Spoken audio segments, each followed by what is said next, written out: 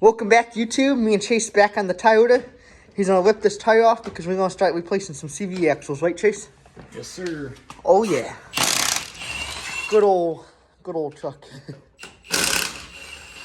Let us get this off, and then we'll see where we have to go after this. We're hoping we can do it without taking the wall joint loose, but we'll see. Yep. We're gonna try to do it as simple as possible. Chase went to grab some tools. We're gonna take this cap off for the locker, I believe that is. And then there's a nut and C-clip back here we gotta get off. Are we doing this upper ball joint, Chase? You taking that one off? I have to take that one off. I just replaced it with it, although you can't tell. It's only like a month old, that upper ball joint. So that one should come off easy. Yeah, if we have to, I think we'll just do take the nuts off and when it fall down. But okay. This side really looks like we can get it and just slide it out. But the other side, I don't know because the diff is close to the other side. You got a couple nuts right there.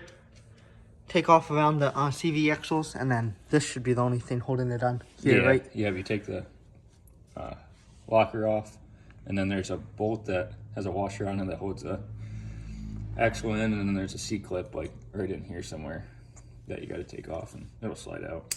Oh yeah, let's rip it apart. All right, so now we got the nuts and washers off, but there's still the cones in there to keep it tight.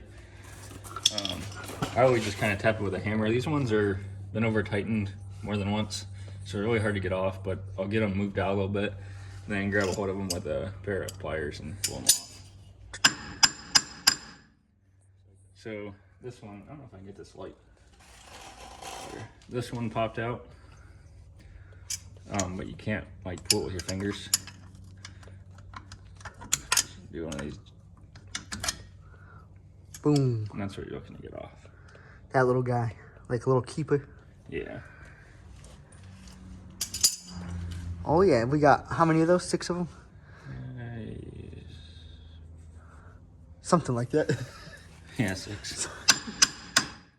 I can count. Yeah.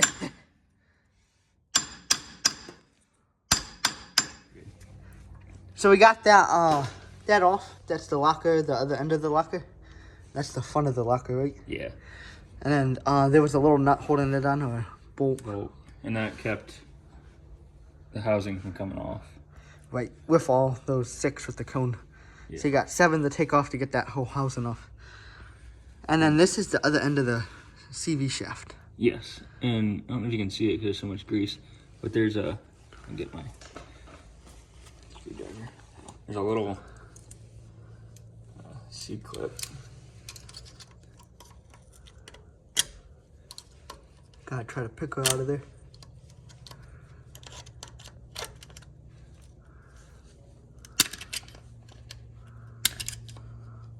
Maybe. One of the ways that it come out of there. Get an actual screwdriver. Yeah.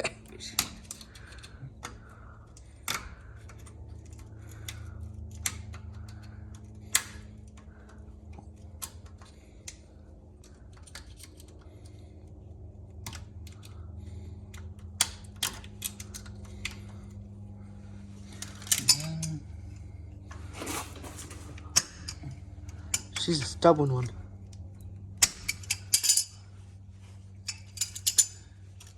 Let's see here.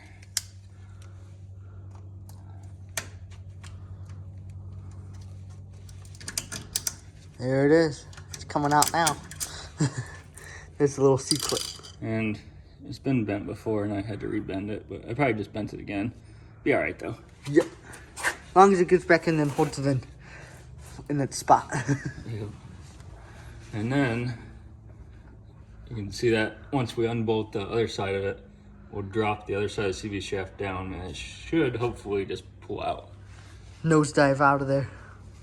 How of a dolphin dive out of there. Yeah. So, yeah. So now we gotta get all those. There should be like 6 bolts back there holding it to the diff, kind of like a Chevy or GMC. Yeah. Setup, and then it'll drop down. Getting those 6 bolts off from the CV shaft that attaches to the differential.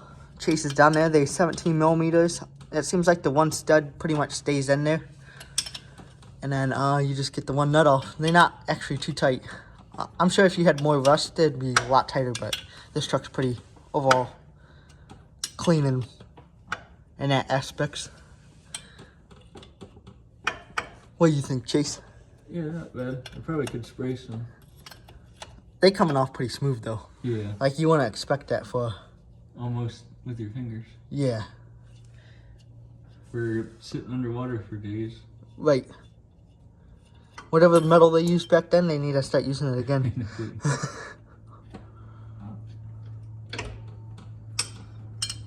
So yeah, we're just he's just gonna keep working those off, and I'm gonna sit here and admire him, let him know what a good job he's doing, and we'll be back at you guys. So we got all 6 of those off, and you can see it's loose. Let's see if we can collapse it. Get it off the studs enough to be able to pull it down. That would have been nice if those would have came out. Those studs. Yeah, it would have given you more room. Yep. Oh yeah. Creeper pushing myself around here.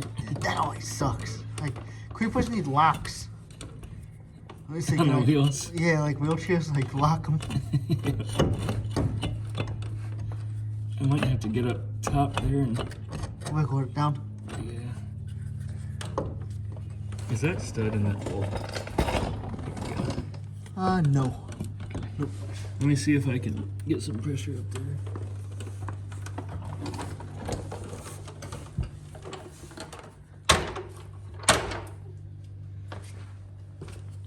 So far, so good though. Yeah.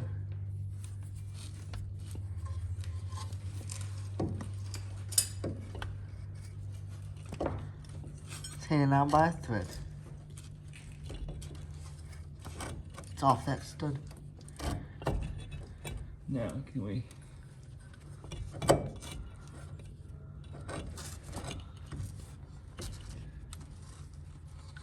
You see what we got?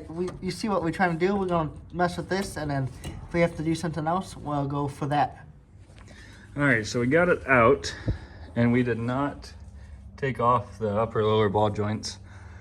What we found out was if you put a jack under the frame, the jack stand, let your wheel end down, you can use the cutout in the factory axle flange and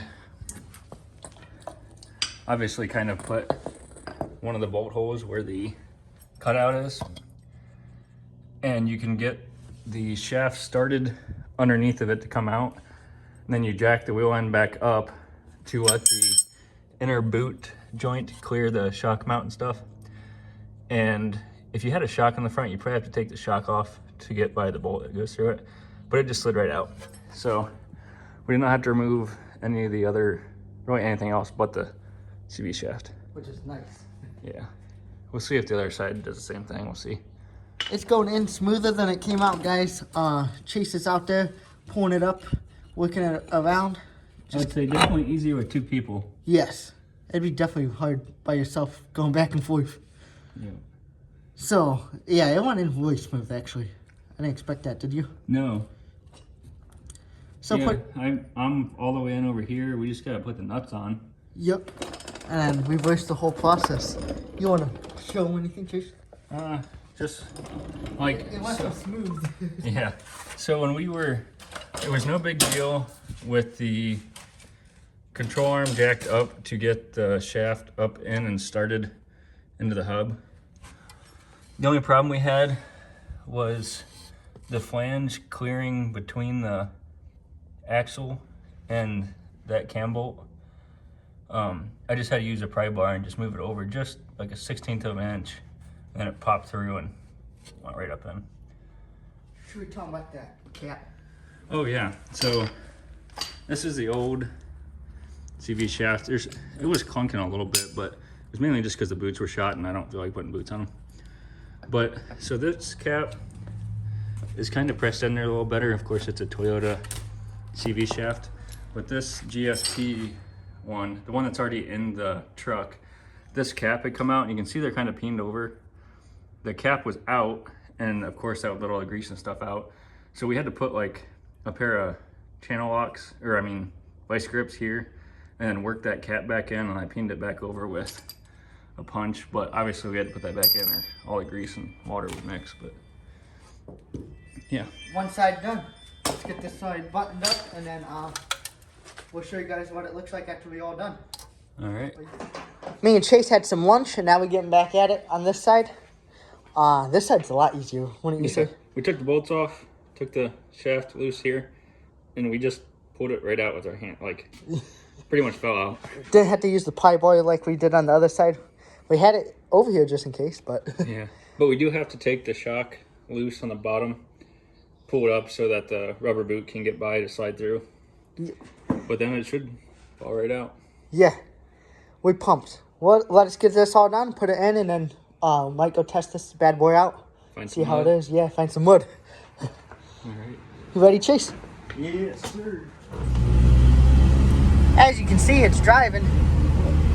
Does it feel any different, Chase? Tighter or anything? Yeah, it's a little. I mean, I know they don't spin much when you're driving, but they still spin a little bit at higher RPM. It's a little smoother. A little smoother. We didn't get to test it. We didn't find any mud this time, but we will get them out to the trails here soon, I'd say. It doesn't creak at full lock anymore. No full lock in the steering wheel. Yeah. So I think it definitely needed them. As you guys can see, the old ones are a little whipped up. We should be safe in the trails now. Yeah, I wasn't worried about it. Keep lock and unlock. You said you found another trail that we can hit here soon. Yeah, it's a lot muddier, a little tighter. It's not as like washed out, but it'll be fun. Get this out there and the Bronco and have some fun. Hopefully we can get someone to film in this one and the Bronco, and yeah, see how we do. Maybe get them stuck and use the wrench. Again. Okay, yeah. Got all those new trucks. We don't need none of them. But you guys take it easy. You got anything else to say, Chase? I think that's it. Until we go to the trails. Until we go to the trails, the old Toyota. See you guys here soon.